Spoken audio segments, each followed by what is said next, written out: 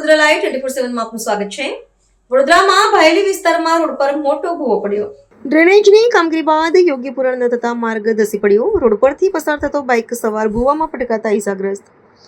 અકસ્માતમાં two wheeler વાહનને પણ નુકસાન પહોંચ્યું। સ્થાનિકોએ પાલિકાની કામગીરી સામે ગંભીર બેદરકારીનો આક્ષેપ કર્યા। શહેરમાં ડ્રેનેજના કામને કારણે ખોદકામથી ટ્રાફિક સમસ્યા। કોન્ટ્રાક્ટર દ્વારા બેદરકારી દાખવી ડ્રેનેજ લાઇનનો કામગીરી બાદ યોગ્ય પૂરણ ન કરાતા ભૂવો પડ્યો। અધૂરી અને યોગ્ય કામગીરી ન કરાતા નાગરિકોના જીવ જોખમમાં। ખૂબ જ ગંભીર બેદરકારી પાલિકાની જણાઈ આવી છે।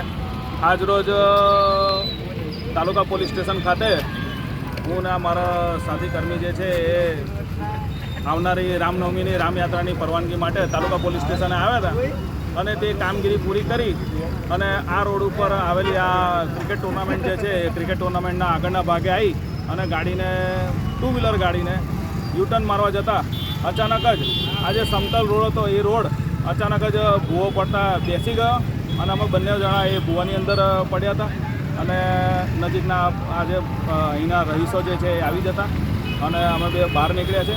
બાઇક બહાર નીકળી તેવી પરિસ્થિતિમાં નથી અને આજુબાજુના જે રોડનો જે ભાગ છે કિનારીઓ એ પણ ધીરે ધીરે તૂટી રહી છે।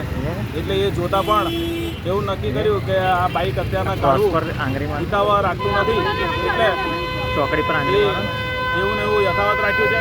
રિઝ્યુમમાં શું કહેશો? ખાસ કરીને કોર્પોરેશન હજુ રોડની કામગીરી ચાલી રહી છે, પરંતુ આ પ્રકારનો ભૂવો પણ મોટી જાનહાની પર થઈ શકે। મોટી જાનહાની એટલે નસીબ જ કહેવાય।